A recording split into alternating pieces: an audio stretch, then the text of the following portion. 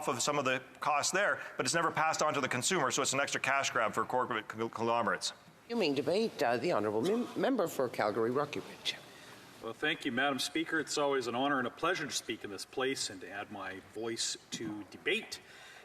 Today we're talking about Bill C-56, which, if passed, will amend the Excise Act and implement a temporary 100% rebate on the GST portion of new purpose-built rental housing and amend the Competition Act to get rid of the efficiencies defense, which has been a handy loophole that has been used to let almost any corporate merger go ahead, no matter what it does to consumer choice. So I want to talk mostly about housing, the housing portion of this, and we are in a housing crisis.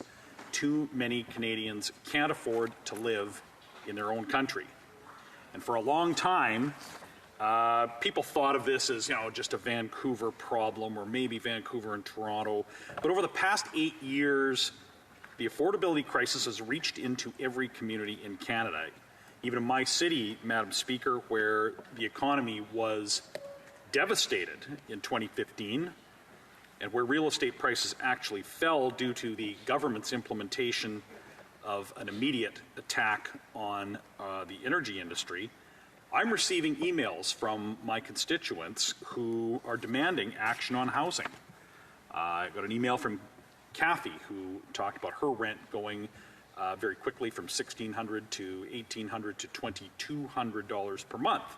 And that's more than half of her income. And I know that every MP in this House is getting these kinds of emails. Rent has doubled under the watch of this government across Canada. I also get emails from people that believe that they will never become homeowners. Say, for an example, if you're a young person today, Madam Speaker, who did everything that your thoughtful and nurturing parents told you to do. You studied hard and earnestly, and you worked hard. You got a good education, and you entered the workforce in a profession or a skilled trade, and you're now earning a good income, probably a higher than average income for Canadians. This ambitious young person, who might be a nurse or a welder or a lawyer or a teacher or an engineer, they should have the world at their feet.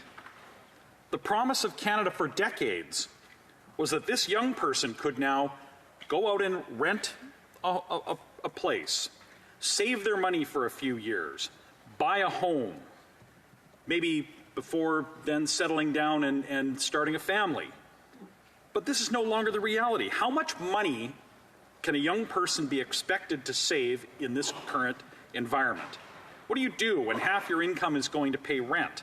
What do you do about the food prices that constantly go up, or the price of gasoline and home heating go up? The cost of everything due to the government's inflationary deficits, wasteful spending, leave a worker without the ability to save. It would take the typical worker most of their working life to save up for a down payment to buy a typical house. But that would be in vain anyway, Madam Speaker, because they wouldn't qualify for the mortgage that they would then need to actually go ahead and purchase a typical home.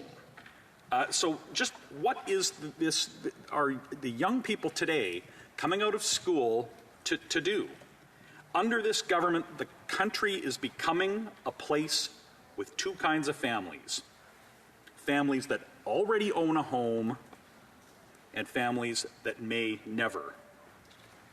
The only hope that young Canadians have of becoming homeowners now, in most of Canada's large cities, is with help from their parents, if their parents happen to already own a home. The hope that their parents will have the ability to, and have enough money that they can contribute to that down payment, a large down payment, and probably to also co-sign the loan. So for everybody else, there's just an ever-increasing cycle of rents that rise with shrinking space and quality of accommodation. So the reason for this, Madam Speaker, is quite simple. For years, the supply of houses has failed to meet and keep up with demand. For 8 years, this government has ignored its failure the failure of supply to keep up with demand. The government has piled on costs and taxes at the federal level that push up construction inputs. They have enabled municipal political allies who never fail to be the voices of NIMBYism. And so 8 years after promising on page 7 of their election platform in 2015, Madam Speaker, that they are now going to have now figured out that there is a problem with access to housing in Canada, and they're rushing a bill in at the beginning of this fall session to bring about this campaign commitment they made on the elimination of GST on purpose-built rentals. And so we see this time and time again. The government creates a problem. In this case, 8 years of high taxes, deficits, increased bureaucracy, wasteful spending, leading to inflation, which has led to high interest rates, which compounds the shortage of housing supply by making it more expensive or impossible for builders to build. And now they want Parliament to rush through a bill that contains something that they promised in the 2015 election and that they have only just now gotten around to tabling in Parliament. But something else happened, Madam Speaker. The opposition leader tabled the Building Homes Not Bureaucracy Act, which also promises to cut the GST on purpose-built rental for construction of below-market rent. And the leader of the opposition's bill also deals directly with the bureaucratic hurdles to home construction, and that are municipalities that don't want to build new homes. The Conservative plan is elegant in its simplicity, Madam Speaker. A Conservative government will make federal infrastructure money contingent on housing outcomes, not housing announcements, but actual keys indoors. And the Conservative plan will do so not by telling municipalities what to do, but simply by insisting that they must meet this national policy objective of ensuring that Canadians have a home to live in. A Conservative government won't bully local councils like the housing minister recently did in his letter to City Council, threatening to withhold federal money if City Council didn't take a particular position on a particular vote. That's not how the Conservative plan will work, Madam Speaker. The Conservative plan takes no position on what municipalities do. We will leave that to elected officials that are elected in their communities to decide how they will achieve the objective of increased housing supply. But make no mistake, a Conservative government will tie and hold back infrastructure funding if municipalities fail to get keys indoors by increasing the amount of housing stock that is built in their communities. So we're saying to municipalities, let the builders build, get on with making sure that we have approvals and stand up to the powerful vested interests that can always come up with a reason why a housing project should not get, or a neighborhood development can't be approved. So this bill, the bill that we're debating today, seems like it was forced onto the floor by the Liberals trying to catch up to the Conservatives who already had a plan tabled. And the other part of the bill is actually also stolen directly from the member for Quinte, who had tabled a private member's bill to abolish the Efficiencies Defence. So I don't have time, it looks like, Madam Speaker, to get into the deficiencies expense, but I will say that I certainly support abolishing it. I supported it before then. I supported my my colleague, the member for Bay of Quinte, and the NDP, the previous NDP speaker, supports this, and he's talked about competition. I agree with him as well. It's long overdue. The Rogers-Shaw merger debacle should have been enough to immediately table such legislation.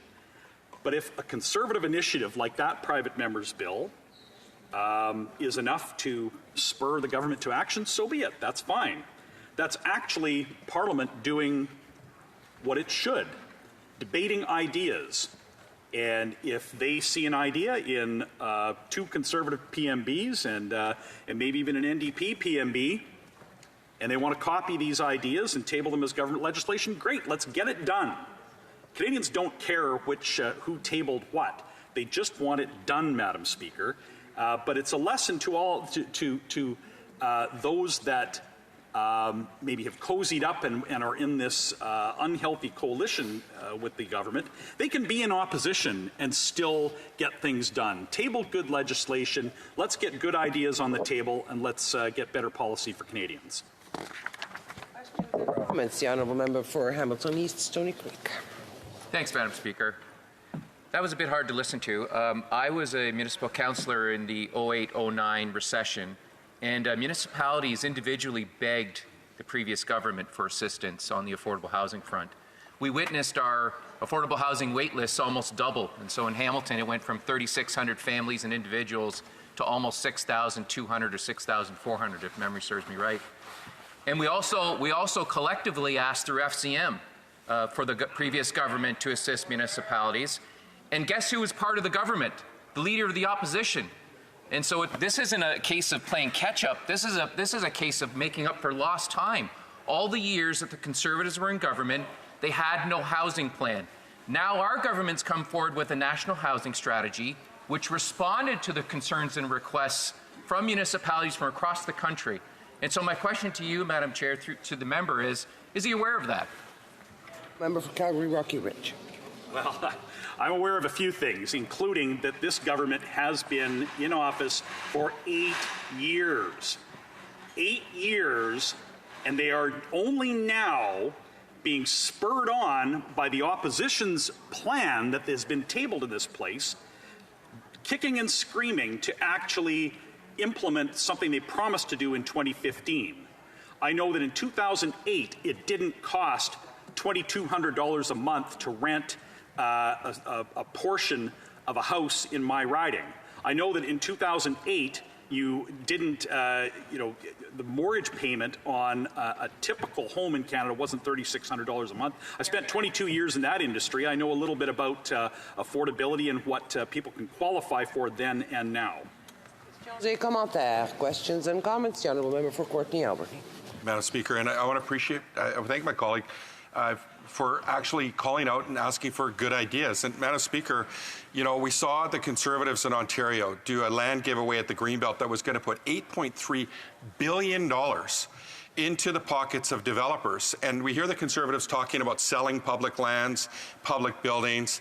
I want to know, Madam Speaker, if he thinks that what happened in Ontario was a good idea, or what will they do to make sure that that doesn't happen again when it comes to federal lands, and that public lands belong in public hands and not in developers' pockets.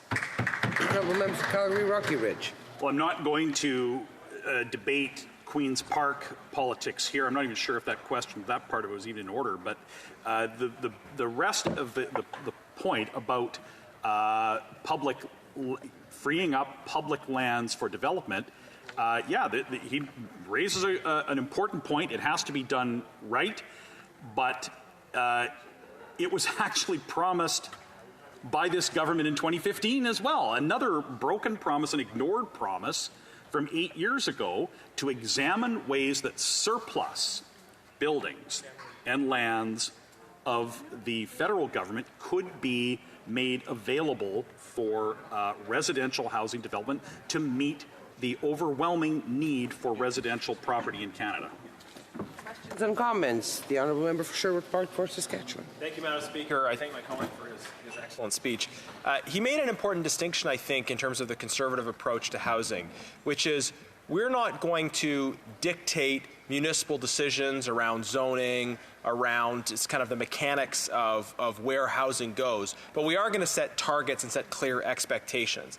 And I think this is consistent with both the urgency of the housing crisis we see and also the important principle of subsidiarity, that decisions should be worked out at the local level about precise details, but we can see across the board right now that not enough is being built, and we can use the federal spending power to require that when federal dollars are going in for major infrastructure projects, that there is an alignment with those targets, with the need to grow the supply of housing in this country.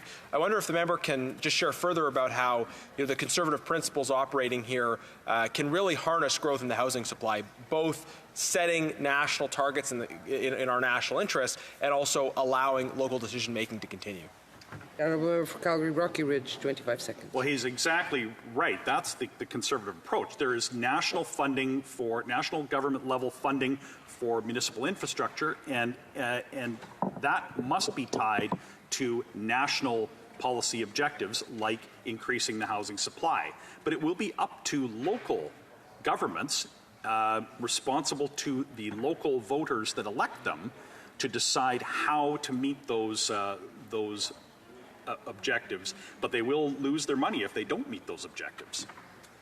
Debate, the honourable member for